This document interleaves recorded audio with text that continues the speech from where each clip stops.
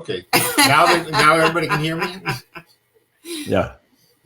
My wife muted me. That happens a lot. She doesn't like it at all. Well, we can talk about that. Yeah, we can share how you're feeling. Yeah. Where are you, Laura? I'm in Ontario, Canada. Oh, you are? Okay. I'm from Toronto. Oh, well, so you'll be happy to know it's snowing like crazy at the moment. Oh, wow. And where are you, Helen? I'm in England at the moment, but I live in Portugal, but I'm also from Canada. Wow, we're all over. And where are you, Stuart? I live in Wisconsin. Oh, nice. Oh, okay. Nice home. Very pretty. So I just got the message. I believe that we are live here. Oh, okay. Well, Yes. So now everybody knows where we live. Great. So I guess we should begin. I don't know if there's traditionally a delay to allow people to, who may be latecomers or whatever, but I think we'll just go ahead and begin. Seems like the right thing to do. All right. I'm not getting any pushback on that, so here we go. All right. Well, so on behalf of Beacon House School System, I would like to welcome you to this World of Tomorrow event, From Darkness to Light.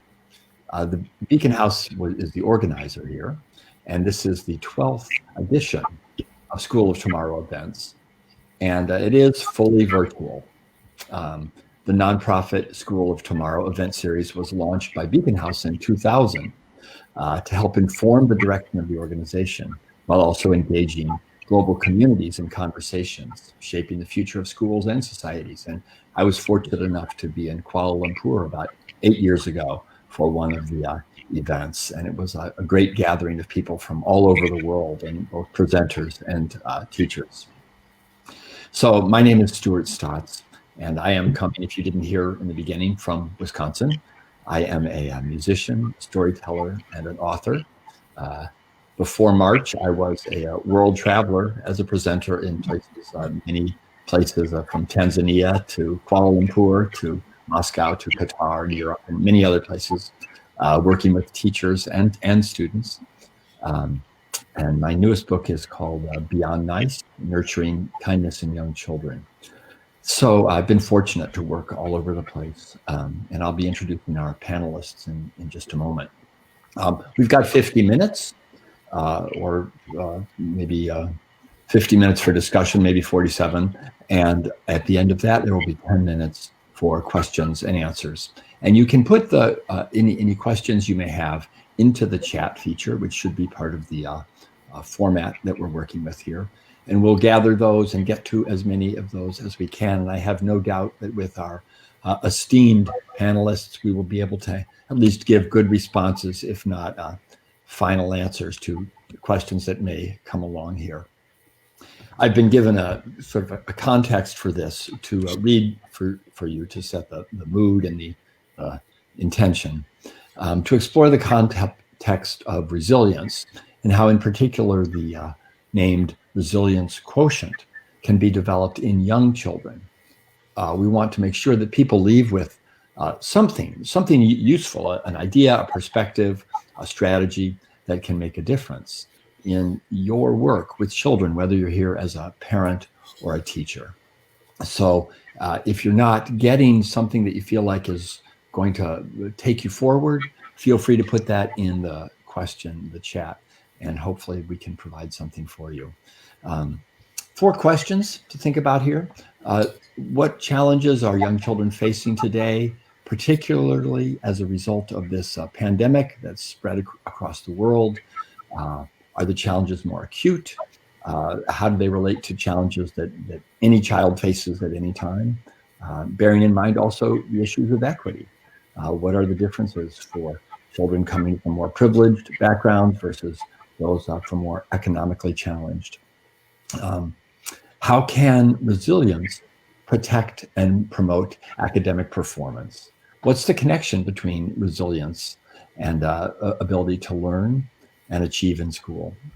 How can parents, schools, and society at large support young children in developing resilience, this resilience quotient, as it's named? And also in the sort of biggest picture, perhaps, question, how can schools help change these archaic mindsets associated with mental health? We see that continuing to progress as time goes by. What's schools' role in looking at that? So I'm going to introduce the panelists, and then to get us started, I have a series of questions, but before we do that, because it's my role as moderator, I get to make these choices, I'm going to do a quick song to sort of bring the arts into this moment as well. But let me introduce our panelists to you first. Dr. Monica Nicholl has an MA in counseling psychology and a PhD in educational leadership and research methodology. She was a professional figure skater and skating coach. And I don't know if we're going to see any video of that today, but I certainly would be very interesting. She has a holistic approach to personal growth, wellness, and resilience. And she is co-director at the Resilience Counseling and Training Center in the USA, providing counseling, coaching, consulting, and training services. Dr. William Nicoll, also known as Bill, I believe you two are related because you seem to be in the same panel anyway, received a master's in education and counseling from Boston University and a PhD in counseling from the University of Arizona. Renowned consultant on issues relating to children, families, schools, and mental health.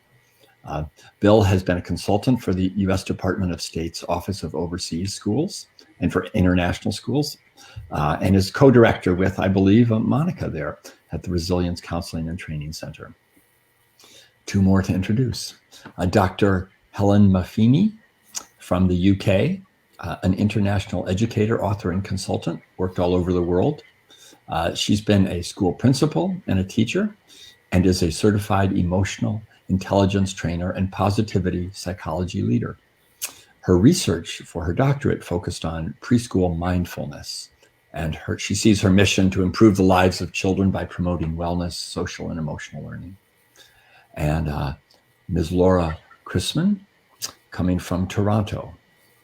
She has a Bachelor of Arts and a Bachelor of Education from Ontario Universities and a master's degree from the New School in New York City. She's taught extensively in Ontario, including being a kindergarten demonstration teacher.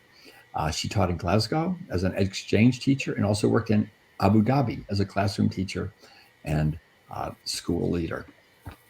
So again, not to talk too long, unfortunately, but there are things to get through here. The World Health Organization in 2020 issued a joint leader statement calling on governments, organizations, and society at large to take steps to reduce the impact of COVID-19 on children in every country. The statement reads, slightly paraphrased, a third of the global population has been on global 19 lockdown, impacting more than 1.5 billion children.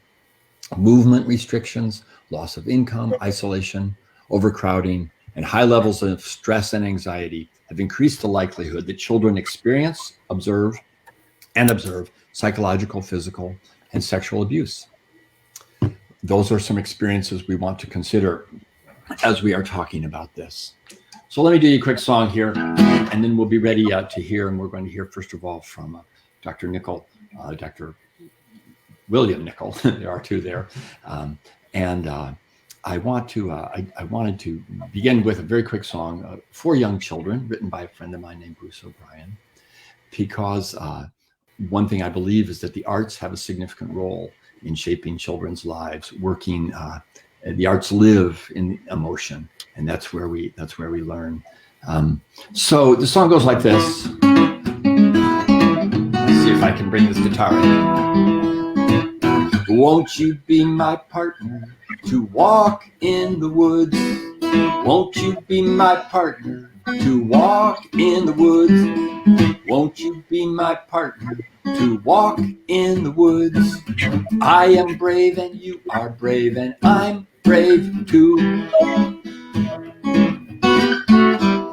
Now, on these online platforms, we can't really make music together, but I'm going to do that again. And if you'd like to sing along with it right where you are, hopefully that the people in your household will be forgiving. We can start off this conference session singing.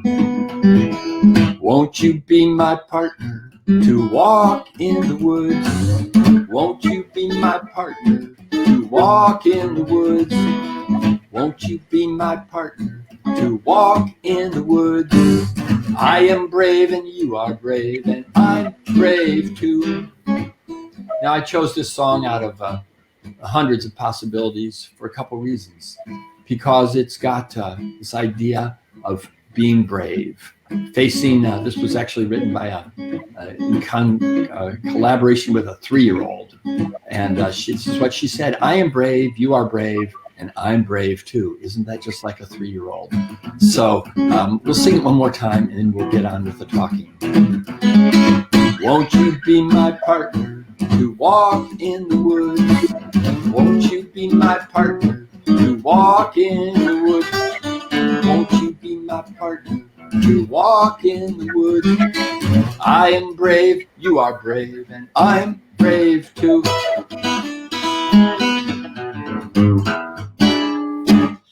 And so I would like to invite you to be our partners here for the next 45 minutes or so, because building resilience is not simply a matter of individuals, but it is a matter that we, something that we do in collaboration all together. We are not just individuals, we're connected. So let me begin here by asking Dr. William Nicoll to respond to this question to get us started. I think that, no one would say that resilience isn't an important aspect of life. Right? I think we could all, whatever partisan side we might be on, we would all agree with that. But perhaps you could begin by giving us some sort of a way to think about resilience, what it is, what research has shown us, how we can foster it, set the big picture here for us. And then is this idea of a resilience quotient something new, or is it just sort of repurposed language that we've known for hundreds of years? So if you could get us started with that conversation, and then we'll move on. Okay, well, I should be able to cover that in 45 minutes, and everybody else can take the last 3. And he's not kidding. I've seen me do that.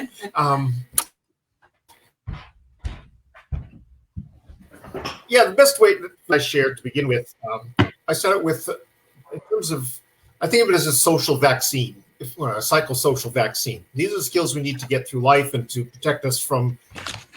Life is full of obstacles. Life is full of setbacks. Life is full of change. How do we handle that and move forward? And so I like to think there was a man named Dr. Jonas Salk who developed a little thing called the polio vaccine. And on the 35th anniversary of that discovery, he was asked, if you were a young researcher today, on what would you focus? And he said, I'd still focus on immunization, except now I'd focus on the psychological rather than the biological.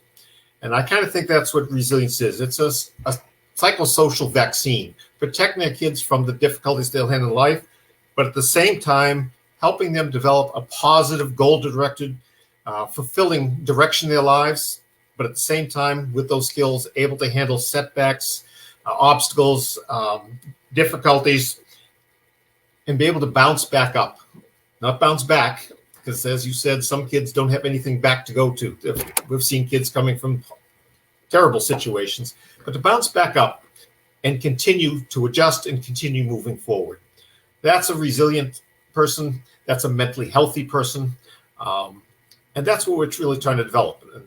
Again, I'd say if schools have focused only on 3/4 of their task. The 3 R's, reading, writing, arithmetic, but they've got the 4th one is resilience, because both of those together are what's necessary to be successful in life and live a happy life and a mentally healthy life. So we're trying to reintroduce the idea of the 4th R. And I'll say one last thing, and then I'll shut up before my wife kicks me under the table. And that is that, no, this is not a new idea. We can go back to Aristotle, who said, educating the mind without educating the heart is no education at all. In the United States in 1781, we had what the first major school open to the public called Phillips Exeter Academy, which is only about 2 hours away from us and still exists. And their mission statement in 1781 was, first and foremost, in the minds of our instructors has to be the development of the moral character, resilience, if you would, in today's language, as well as the academic. For knowledge without, I should say, character without knowledge is weak and feeble, but knowledge without character is dangerous. And we can all give a long list of very bright people, very competent people who are dangerous in this world. And so in educating, raising children, I want to make sure they have both the knowledge to be in life in terms of academics, career, but at the same time, the psychosocial, emotional skills to be able to handle it as well and to use that knowledge in a useful direction. Great, thank you. I love this idea of sort of psychological immunization and building in the same way the body builds up a set of immune responses through challenge. And we also can do that psychologically. I think that's an emotional. I think that's interesting. Let me spread the conversation here a little farther. Let me turn to Laura in Ontario. Maybe you could talk a little bit about your work and your perspective on this. Thanks very much.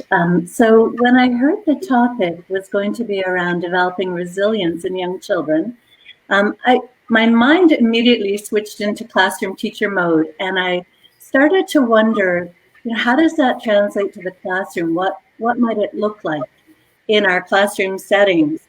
And so, yes, because I'm from Ontario, I naturally went to the Ontario Kindergarten Program, which was released in 2016. And I know that this program was built on a document called How Does Learning Happen, which is a framework guidance document for childcare. So we have that nice continuity going across the early years. And just a little bit of context around the kindergarten program. It's child-centered, play and inquiry-based program that goes across 2 years. So one of the foundational beliefs in this program is the view of the child, because we know that the way that educators think about the child is going to provide the foundation for the kind of pedagogy and learning experience that they're providing. So in the kindergarten program, all children are seen as competent, capable of complex thinking, curious, rich in both experience and potential. So I started to think about educators who hold that belief of children and who treat children as competent and capable and curious and rich in potential and experience. And I really think that holding that belief about children is going to lead to giving children more trust. You're going to be able to empower children, give them time and space, allow for some risk-taking, messy learning from mistakes. And then children develop that trust and confidence in themselves. And they're able to pursue their own interests and explore their curiosities. And they're in a safe place. So they know that if something doesn't work out the way that they thought it might, they can go back and try another approach. And so they develop that perseverance. And so that's where my mind went. And that's what I wanted to offer into the conversation at this point. Great. So there's kinds of spaces and the beliefs that we hold and the risks in particular that we allow kids to take in order to build their resilience, just as we've been talking about it, like in immunization. Great. Let me switch to Monica.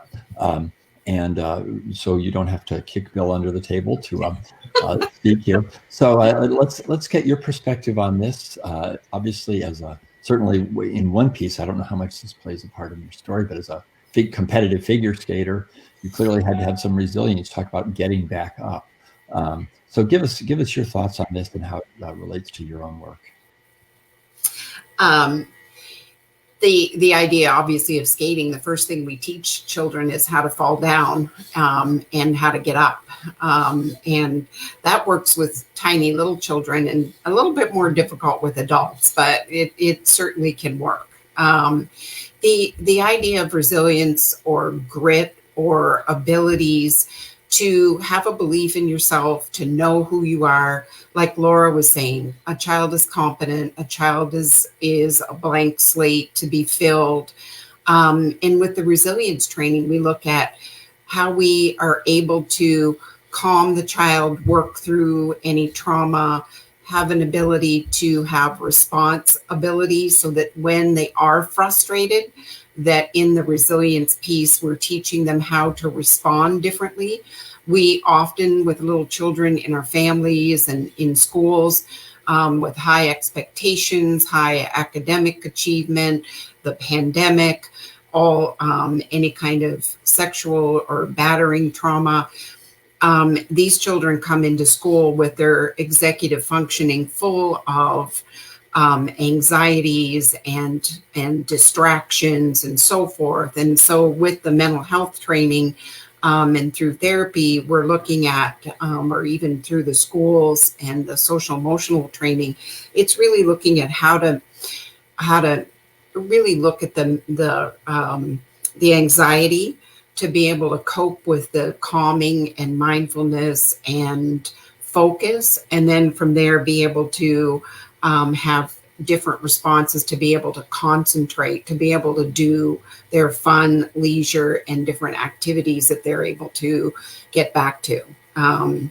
So working with the calm and back to homeostasis. So we're looking at different responses that children can have in frustrations, but also creating the calm and ability internally so that they can get back to their tasks or concentration at a quicker rate than being able to be distracted for longer periods of time.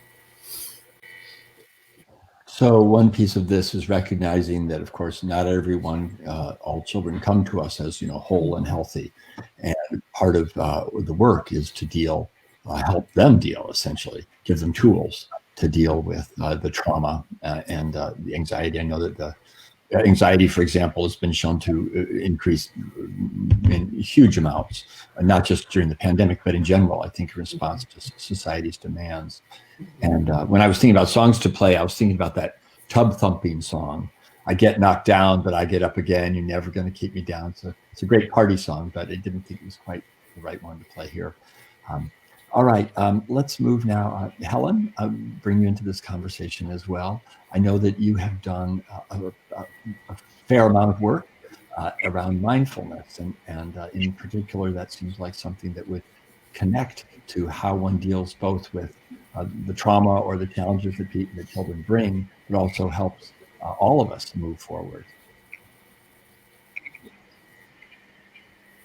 Yes, so I've been working in the field with mindfulness for about 15 years now with teachers and parents and young children. And like all of you, I have a passion around helping children develop this toolbox that they can take with them through the ups and downs of life, which we all know everyone has, and different circumstances make things harder in some places or different in some places. And so what my work around mindfulness is looking at how we can provide these tools and integrate them into our classrooms to make children have opportunities to know how to focus, to know how to calm themselves down, how to self-soothe, how to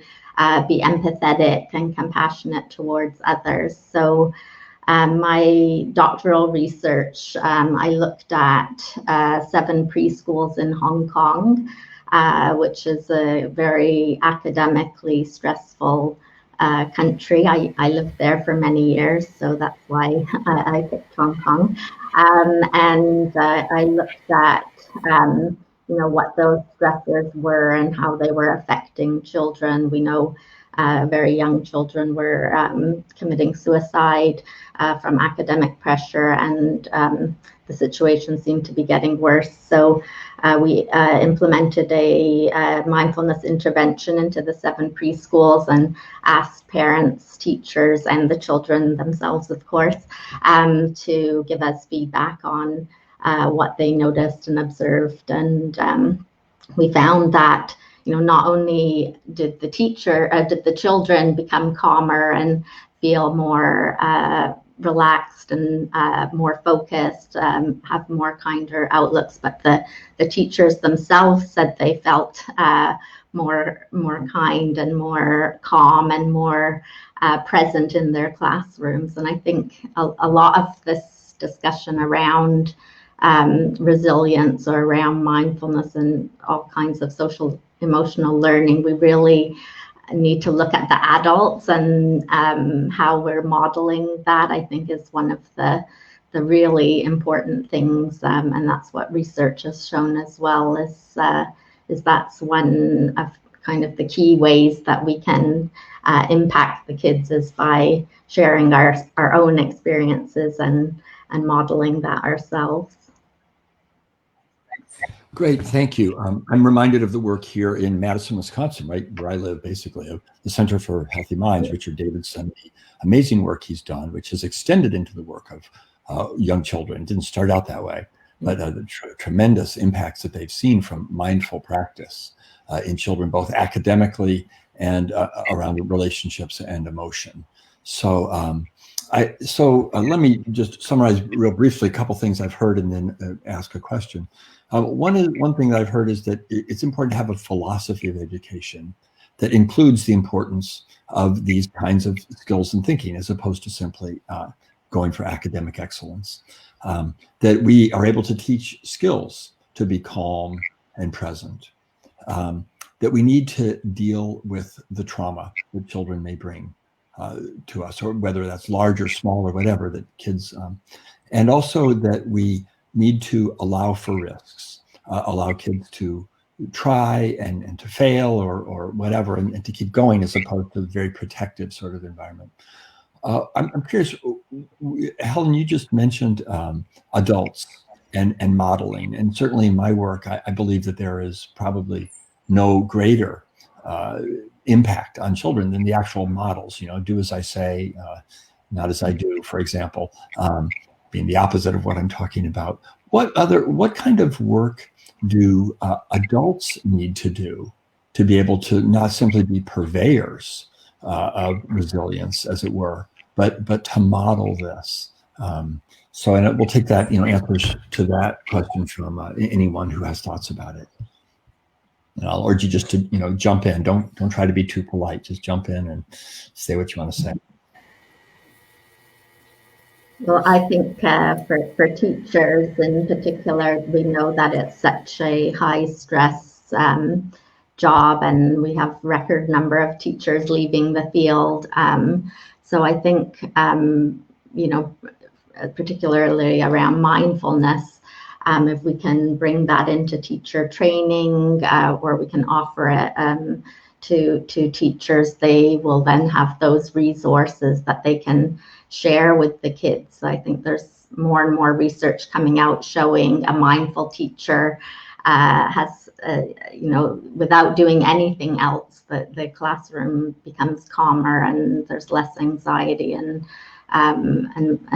more kind of kindness and compassion. And I think as adults, if we talk to children and tell them, how we're feeling, I'm starting to feel a little bit worried. I'm going to take a deep breath in. Do you want to all join me? And make it just something that's normalized, that we all have these feelings and emotions, and that we have the strategies and we share them as we go throughout our day.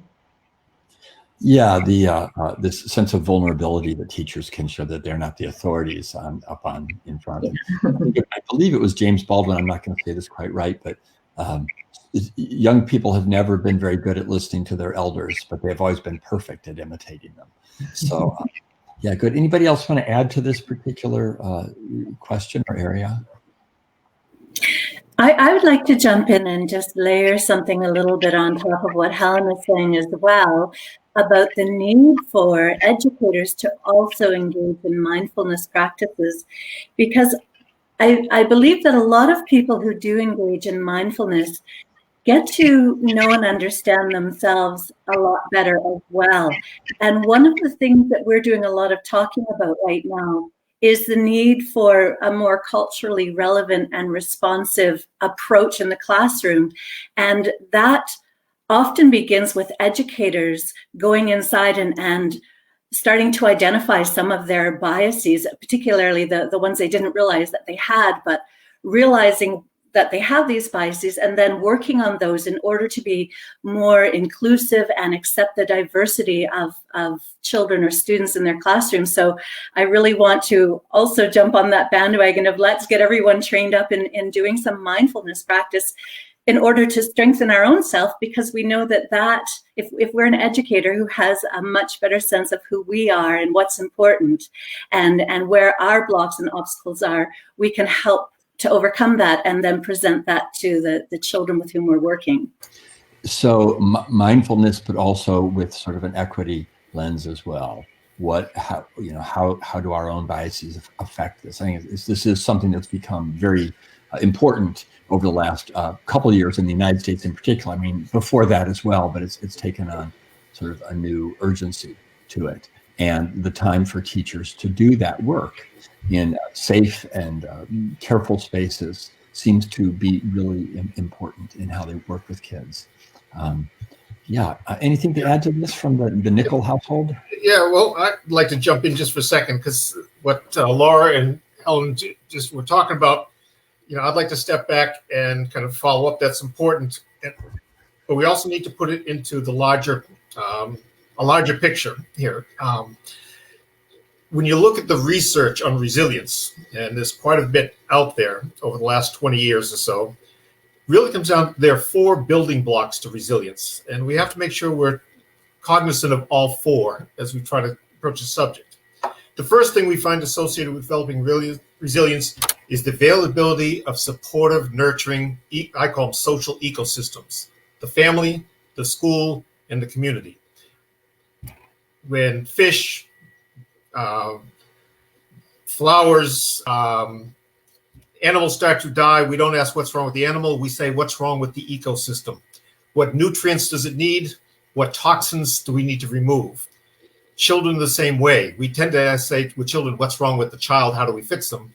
Let's say, let's step back and make sure this is a healthy ecosystem. And that's the first place. That comes down to school culture, classroom climate kind of things, what we're talking about with teachers and how healthy is the teacher and what their degree of resilience would be. So we've got to look at that and ask, in the business field, in the research on business, organizations, research on effective schools, all come up with one conclusion. Culture eats strategy for breakfast. Don't talk to strategies if you haven't dealt with the culture. You can't take the child out of an unhealthy culture, give them a new skill and send them back in and say he'll be healthy now. No, we got to look at that. The second thing we find associated with resilience is development of essential social emotional competencies, what we're calling social emotional learning, which includes mindfulness and other things. That's also important in the curriculum. And it's a teachable skill, but we teach it 2 ways, as that's kind of said by the previous speakers. We can directly teach it, but we also teach it with every movement, every breath we take, every move we make. I'll get into Sting here for a second. They're watching us, and we teach it by what we model. So we need to be including that 4th R as a teachable skill in the classroom. The third component, that's called the third building block, or third cornerstone, is developing a growth mindset. The work of Carol Dweck and others looking at how to develop that sense that, no matter what goes, I can always get better. That means we have to unlearn some things, such as the counterproductive effects of praising children. That's a fixed mindset. You're wonderful. Oh, shoot, now I have to live up to it. You're the best. Oh, my God, now I have to live up to it. That's as bad as saying you're stupid and you're inadequate. Focus on effort, progress, improvement. And so developing a growth mindset starts with changing how adults talk with children. It's not teaching them how to have a growth mindset. Well, I talk from a fixed mindset. It also touches on the mental health field. We're loaded with all sorts of labels. Sort of what's famous psychiatrist who developed the last DSM manual said, wrote an article called "No Child Left Undiagnosed." We've really reached that point where actually on the current criteria, 80% of the population is diagnosable with at least one mental health disorder by the age of 20, which makes abnormal psychology the study of mental health, because they're abnormal. If we lose this kind of model, it's got crazy. And the fourth building block is opportunities to experience a positive self-identity. And here again, and I won't get into all the different components of that, but a sense of equality, a sense of connectionness, a sense of competence someplace. One of the best programs I've seen for developing resilience puts kids in, several of them, puts children of providing service rather than receiving service. That's a position of power. I can make a contribution to this world. I've got something to offer. And it's so easy to get out of that. But I've seen that with young children. I've seen it with adolescents, substance abuse programs, so forth. If we change that, so there's four different components. And if you're going to talk about developing resilience, we got to talk about all four. And so I'd leave it there. That let's look at the whole perspective and say how we address each of these issues, and teachers and parents getting on board saying, yeah, what do I need to know about doing that? How am I doing that? How am I saying it, but then doing something quite the opposite? Because as you said at the outset, children learn very nicely. They're always watching what we tell them, not necessarily listening to what we tell them. Great, thank you. And I appreciate the sort of grounded quality of what you're saying, that these are not just philosophical responses, but rather things that people can gauge their own work by. I'm wondering if, because I believe in my own work with children of young teachers and parents as well, people are looking for hands-on sort of responses, which these certainly include, as well as other things we've heard. Are there other very specific examples or kinds of ways that you all would recommend people consider their own relationships with children and how they might assess their ability to impact resilience?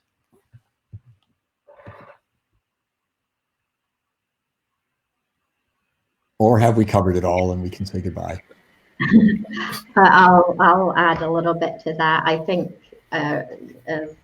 speaking very practically, I've always found working with storybooks using bibliotherapy as being, one of the best ways to introduce these kind of ideas into the classroom and start discussion with children, as well as using puppets and persona dolls in a kind of day-to-day setting, and looking at the characters or the puppets and bringing discussion points about what's happening in the kids' actual lives, or maybe even in the teachers' lives, and discussing it in that way. I think also, because I'm very focused on working with the mindfulness, using the breath and finding fun and interesting ways for children to connect with their breath. I brought a little, this Hoberman sphere. I don't know if you've seen it before, but this is kind of a very visual way for young children to learn, about how their lungs expand in and out with each breath, and use this as a tool to practice creating their own breaths with different animals and things, but learning to use that breath to calm down when they need to focus when they need to, and then other things like movement, being in nature, and just noticing little things and being able to see how things are resilient in nature. If we take care of a plant that maybe isn't doing so well, and we tend to it and take care of it, it can bounce back, and then bringing that back to us, and that we can do that too. So those are just a few practical ideas. Great, thank you. And I appreciate, as an artist myself, the importance of the first thing you talked about, storybooks. I'm wondering if you have, if I can build on that a little bit, let's call it 4 different storybooks or stories that, or two, or whatever comes to mind, that you would recommend as good jumping off points for discussion with kids around this topic? Yeah, for me, my favorite of all time is Alexander and the Terrible, Horrible, Very Bad, No Good Day. I think that's a great one to share. And I actually have a book here that my friend just published called Ali Raj and the Difficult Monster, which is a really great little storybook as well. So yeah, would be mine too. Thank you. Thank you. You mentioned mindfulness and the breath. Are there other, again, sort of practical things that other panelists here might recommend for parents or for teachers to ways to build these skills? Sure. I didn't think I was talking about skating this morning, but why not? Why not? Right. So a lot of times, like bouncing off what Helen said, was kids on the learning curve. When, there's a lot of young kids, you see their high frustration with their abilities and how fast they pick things up. And very quickly when they're in the classroom, they know who has the best shoes and who's the smart kid. And then they line themselves up in the classroom and at home as well, if they have more siblings or there's high pressure if they're only children. But so the mindfulness and the pause in between the thought. So when someone looks at a skill or something that they're learning, skating or guitar or math, which can be horrifying to young children, is making peace where you are on the learning curve, that you are fine where you are. I believe in myself. I know that tomorrow I'll be better and I can develop skills and I can continue to improve. So pausing, breathing, using the breath, and having the ability to recognize that I don't need to compare to Johnny or Fred next to me. I'm okay as I am, and I believe in myself. And I'm okay if I learn a tiny bit slower than the one next to me. That's a very, very different piece and very difficult piece. I have two books that I finished a couple years ago, Key to Calm and Key to Chivalry.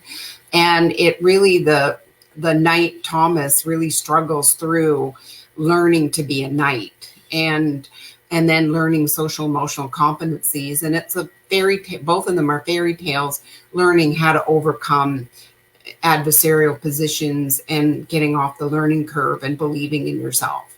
And how the dragon, which is your negative thoughts, can come into play and really take you off your best, and learning how to tame the dragon. And he makes friends with the dragon and his negative thoughts and learns to use them in a way to move forward, to propel him in a way to believe in himself. Great, thank you. And I would also, there are certainly many, folk tales, well chosen, but Bettelheim talking about the importance of those stories and the way they fit with our psychic architecture, where you see resilience over and over again in the heroes. Yeah, Laura, anything you want to add in here? I did, thank you, Stuart. So I'm also thinking about those caring and responsive relationships that we know are those sort of outside supports to help children develop resiliency. And I'm thinking about, as a parent or as an educator, when you engage in the child's play, not as the lead learner or the person who knows it all, but as a co-learner, and you allow the child to have a lot of voice and choice and direction in where that play goes, and you're alongside them, engaging with them, you're learning more about the child as you learn with and from the child. So I think that's a really important thing as well, be it in the home or in the school, that adults enter into play with the child, but allow the child to steer the ship. Yeah, that we're not the authorities, although we're supposed to be. That's right. If I could just add a piece onto that, we've done a lot of work with that. In fact, I've just put out a series of about 25 different classroom activities with parent follow-up to it. Our parents can do it themselves. teaching the skills, social emotional competencies they need for life. And I think it's so important when teachers put this in the classroom, when parents do it at home, or best yet, it's in the classroom and there's homework assignments for the parents to do at home with their children. So we're all talking the same language around children. But, you know, from my own background, I started out in the teaching field and I realized the best way to learn something is to have to teach it. I've only had good handwriting once in my life. It was those years as I had to teach kids how to write. The rest of the time, something goes with the nerve between my brain and my hand and it goes back to the old way. When you teach something, when you have to teach children about empathy, when you have to teach children about mindfulness, self-calm, emotional self-regulation, how to communicate in a positive way, how to contribute to solving problems, so forth. As we're learning these things and we're teaching it, we develop the capacity ourselves. So it's a very synergic kind of dynamic goes on there when we have parents and teachers developing their skills by teaching the children. We all learn from it. But there are definite lesson plans you can do. We do a lot of them. I started doing it 40 years ago. And that was along in my career. That I can feel the pain and the seizure in my heart as I'm saying that. It's been a long time. And it's magical what happens with kids when you start teaching these skills. And you can teach things about great people who failed. Isaac Newton, terrible student, failed in school. Actually, the parent took him out of school. Thomas Alva Edison. You have a long history of people who didn't make it. Gilbert Chesterton in England. Terrible. His teacher told me his open brain would only find a lump of white fat. Became the most prolific author in the Western world. So kids start to see there's hope and I can struggle. And yeah, I might be, as Monica said, the kid who's ahead this week. But down the road, Michael Jordan was cut from his high school basketball team. He wasn't good enough. So these are the kind of things kids need to be talking about and be developing and saying, you know, hang in there. You never know where you're going to go. But they're teachable lessons in a lesson plan format. But again, kids need healthy organisms, healthy ecosystems. So we need to develop in the classroom with the teacher. You need to develop at home, and we need to all be talking on the same page. However, that said, historically, we've tried this many times, at least since the turn of the century, the turn of the other century, the 20th, from the 19th to 20th. We've had national programs, we've had international programs. People all talk about developing character education more early, and we've done it wrong every time. Or we've talked about it and we don't implement it. There's a book by a man named Cuban called The Black Box of the Classroom. A lot of programs go in, then they close the doors. You don't know what actually happens in there. And sometimes it doesn't get implemented and so forth. So how do we develop those in a way that we get everybody really on board? I think that, like most things in education, it only comes when the parents insist on it. Every change in education has come from the parents and community saying, we want this for our children. It doesn't tend to come from the institution. Institutions are reluctant to change, and there's no bigger institution than the educational institution. It's a monster. So we've got to get people from the outside saying, let's work together and do this. So there needs to be, in a sense, an advocacy on parents and the community at large's part.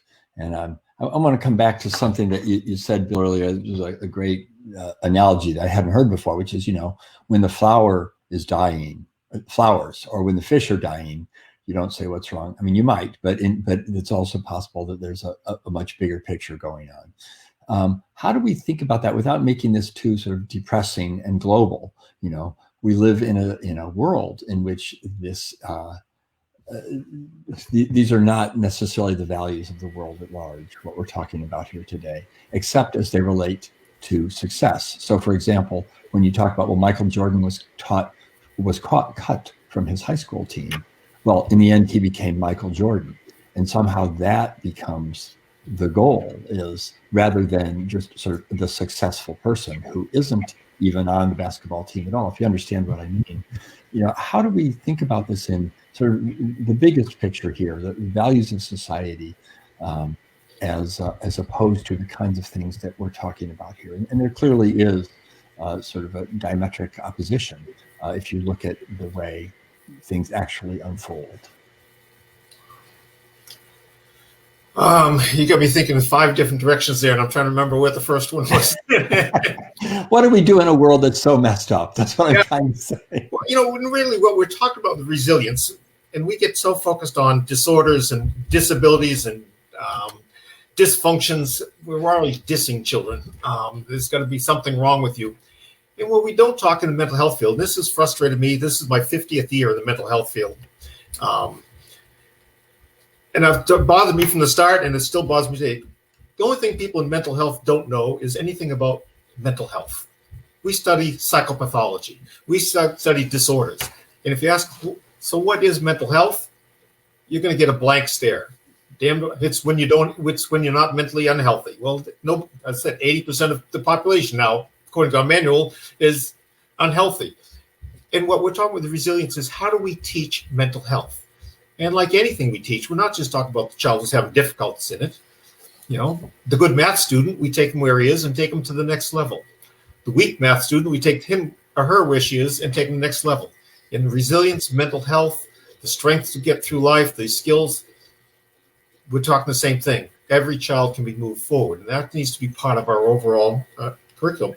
And that way we find actually a transcultural kind of perspective, that there's certain aspects of it goes back to Tolstoy's opening line and his book, and I just draw a name, but his book, he says, healthy families or happy families all look the same. Unhappy families are each unhappy in their own unique way. And we find that with kids, and mentally healthy, well-adjusted people across the borders all look the same.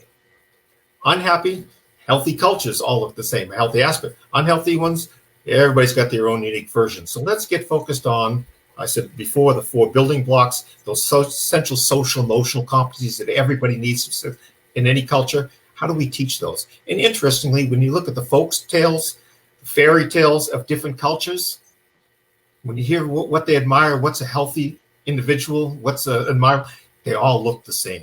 Tolstoy was right on target. Healthy people, healthy, well-adjusted kids all look the same. They have a certain essential component. That's what we need to focus on. Yeah, great. Thank you. Let me just pause for a moment. We have about 9 minutes left. We said we would devote some of this time to questions. I have one question here in the chat. Actually, there showed up another one.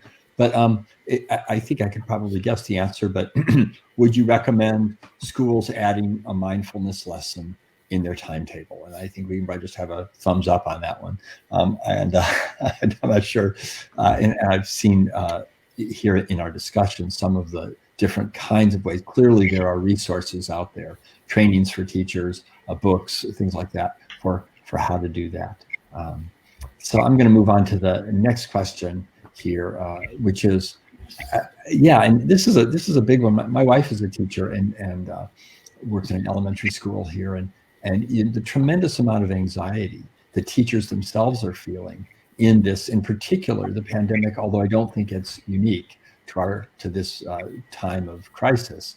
The anxiety of the rising expectations. We could make a long list. I don't need to. What can schools do to help reduce or confront or nurture responses to the anxiety that teachers are bringing into the classroom on a daily basis?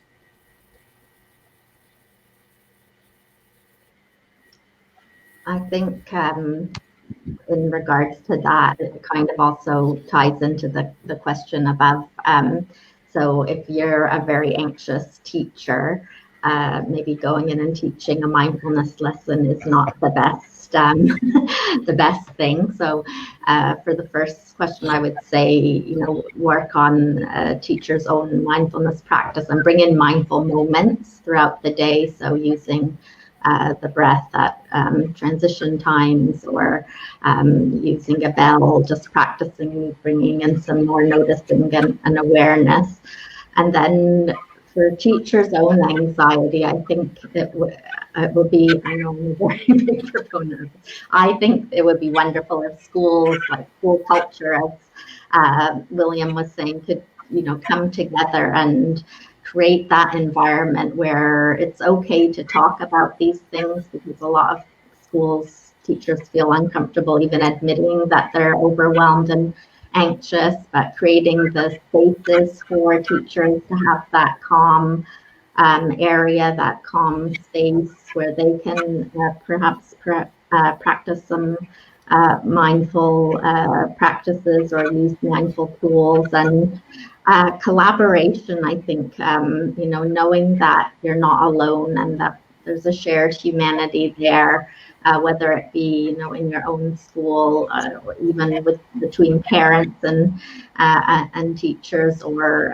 in a wider environment, but connection and sharing with others, I think that I have found has been a really wonderful thing to help teachers know that they're not abnormal, that this is something that many teachers face, and give ideas about how to practice self-care, how to manage their emotions on a day-to-day basis. Yeah, clearly the opportunity to not just say it's okay, but to actively acknowledge and make space for that, and this is really critical, as opposed to what I think many administrators are offering, which is essentially soldier on. We just keep going, right? We don't have time to talk about this. Anybody want to add to that question? I think we have a couple more questions, but our time is running pretty short here. Jump on that just for a second. That's something for school administrators to be doing. So we cover teachers with children. The school administrators, you're setting the tone for your school. Someone once said that a school administrator is like a choir director. You set the tone before they speak by hitting the key. We're going to sing it here. And so doing things like recognizing we need time to do mindfulness. Athletes don't start an event until they put on their headphones, they block everything out, and they relax their bodies and their minds. Kids, teachers need that. We need to be talking about these things. Administrators need to be, I talked earlier about a growth mindset. Communication with my staff needs to be focused on being a talent scout. Where are we doing something? How are we handling this? We're getting there. We're improving. Yes, it's difficult. But I'm going to be your number one cheerleader on the side, not the angry fan in the stands yelling what you did wrong. This is tough. If you're not anxious, you're not paying attention. That's what's going on right now. It's tough. It's tough as it is anyhow being in a classroom, let alone in these kind of times. So I think that sort of changing the mindset of the school administrator is an important factor. What can you do to help them create this a positive school culture, a supportive culture, supportive feedback systems? And sometimes just we need to take some time out. I guess we can't drink. That's inappropriate to when you're in the classroom. But at least some mindfulness, some relaxation training, whatever it needs to do to kind of say, we're going to get through this together. Yeah, I think about, I worked in the International School of Zurich, and they have a wonderful early childhood program there. Laurel Sutcliffe was the director, and parents would, come, very expensive school, very high-end school. And she would say, if it's important to you that your child knows that their ABCs by the time they're 5, this is the wrong school for you. And she was able to say that, directly. And they had trees there, and they let children climb the trees. And a child fell and broke his arm. And the question was, are we going to now not let children climb the trees? And she said, of course, we're going to let them keep climbing the trees. And that's a tremendous amount of courage and support from, above as well, to be able to make those kinds of statements. A wonderful learning atmosphere. So we have about a minute left before I need to just wrap things up. Anybody dying to, wrong word, but anybody who really wants to say something to finish things up? I think we've had a wide-ranging discussion with lots of practicality. Anybody want to add anything before we need to end?